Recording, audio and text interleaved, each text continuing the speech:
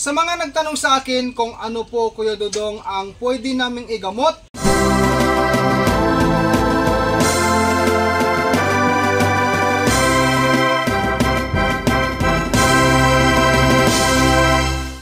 hi guys, magandang araw po sa ating lahat.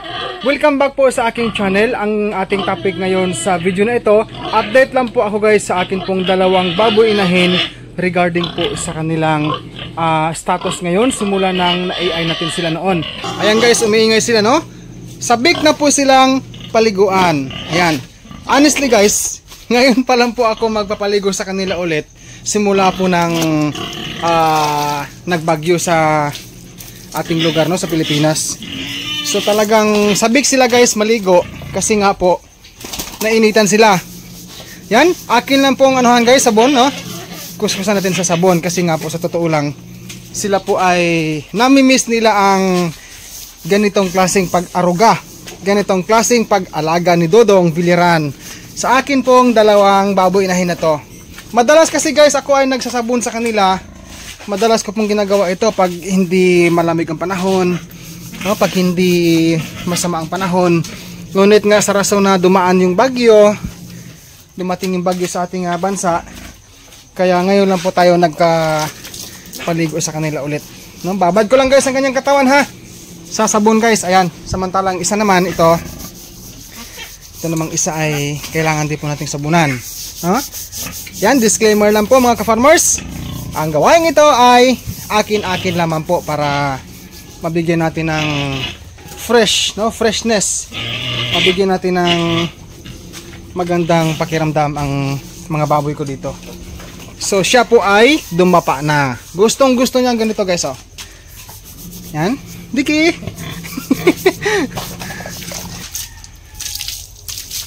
Basahin natin. Hindi naman kailangan guys na pasobrahan natin sa pagkuskus sa brush ng kanilang katawan.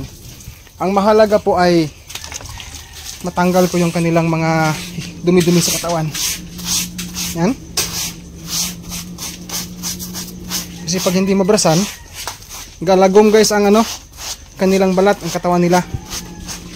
Mas maganda na yung mabrasan natin para mas malinis po Pati yung guys, pati yung kanilang mga paa, brush din.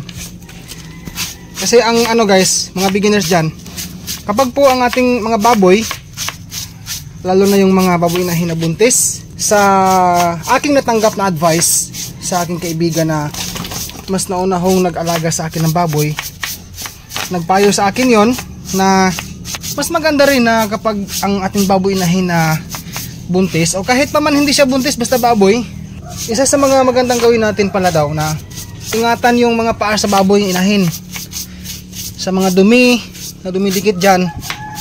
Kasi once magka problema yung kanilang paa ay maapektahan po ang kanilang pagtindig.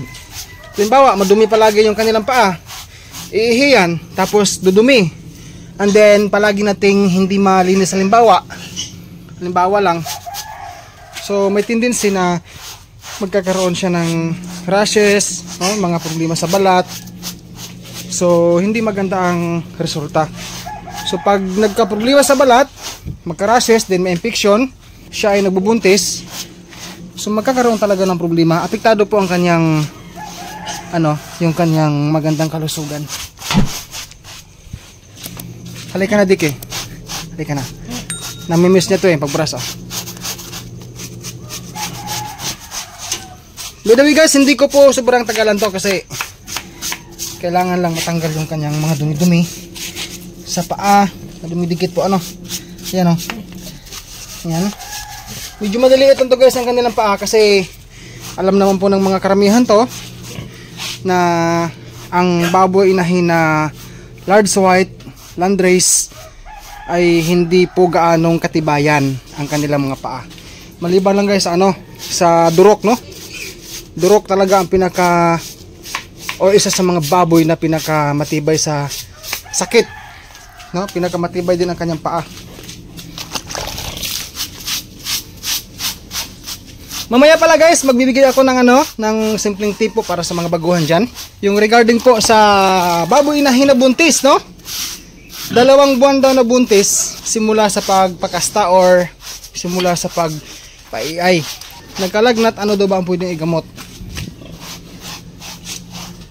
So kasama guys sa update natin ngayon sa video na ito, itong isang baboy inahin po ay buntis po ito ng 1 month and 7 days. Samantala naman po ang isa, buntis po ng 1 month and 21 days po simula sa pag-AI namin sa kanila noon.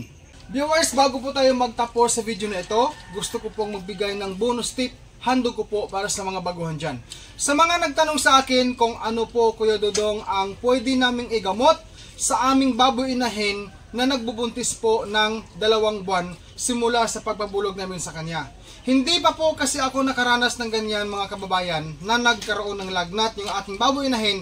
Kaya ang ginawa ko po, chiniko sa aking technician para po sigurado ako sa akin pong maibahagi sa inyo na kasagutan. Ang Vitracin Gold at Dextrose Powder or ang Dextrose Powder at ang Paravi, isa po sa mga gamot na pwedeng igamot sa ating baboy inahin na buntis na below 85 days na nagbubuntis siya. Bawal po kasi ang antibiotic. Beginners, tandaan natin, bawal po ang antibiotic sa ating baboy inahin na i-inject mo sa kanya o ibigay mo sa kanya pag siya ay mababa sa 85 days na nagbubuntis. 85 days pataas, pwede na po siyang bigyan ng antibiotic.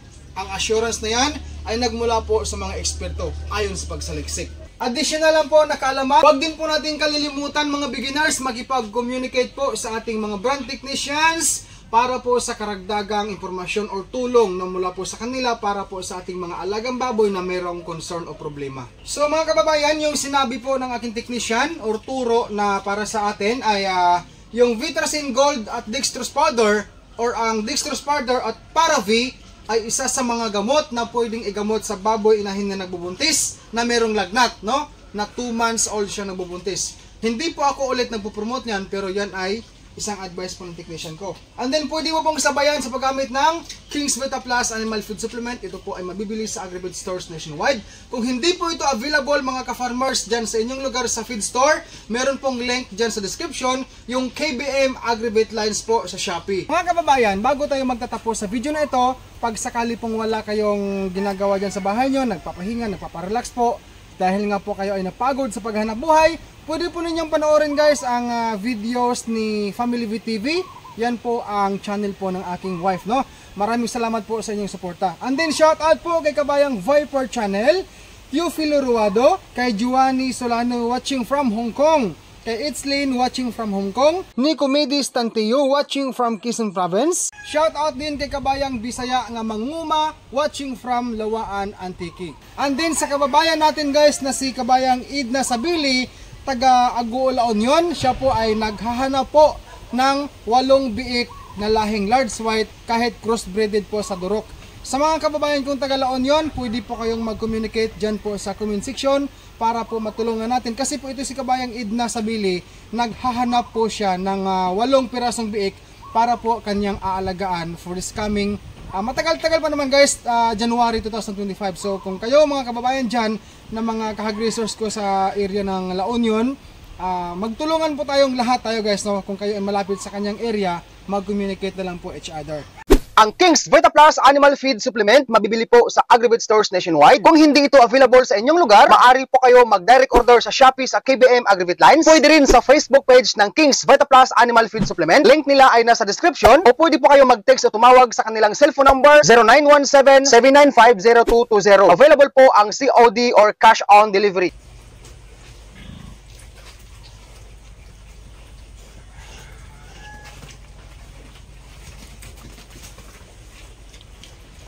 Thank you so much for watching this video. Subscribe and hit the bell ring for more upload. God bless po sa ating lahat mga ka-farmers. And peace out everyone. Bye-bye!